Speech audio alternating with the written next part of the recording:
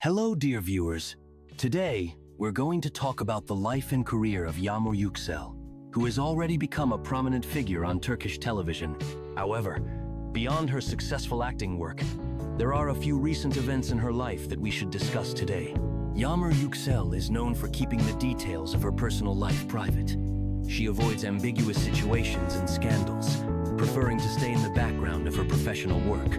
But, as often happens with public figures, gossip and speculation have found their way to her.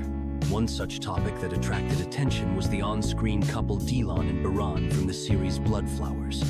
Fans began to speculate about a possible romantic relationship between the actors off-screen. However, it is known that Baktas, who played Baran, is married, and there has been no official confirmation of a romance with Yagmur.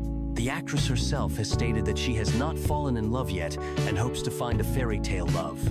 Just like in the series, at the moment, Yagmur is dedicating much of her time to improving her acting skills.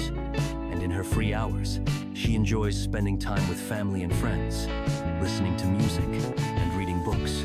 The actress also actively shares moments from her life with her fans through Instagram, where she posts photos with her family, including her mother, father, and sister.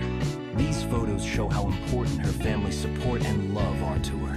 Unfortunately, recently, Yagmur faced a wave of hate and offensive comments directed at her. However, she decided not to stay silent and filed a complaint with the authorities, expressing her intention to protect her reputation in court.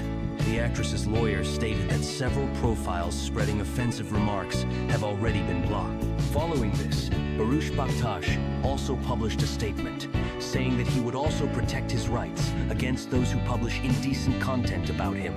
Thank you for joining us. If you want more news about Yagmur Yuksel and other favorite actors, don't forget to subscribe to the channel. See you soon.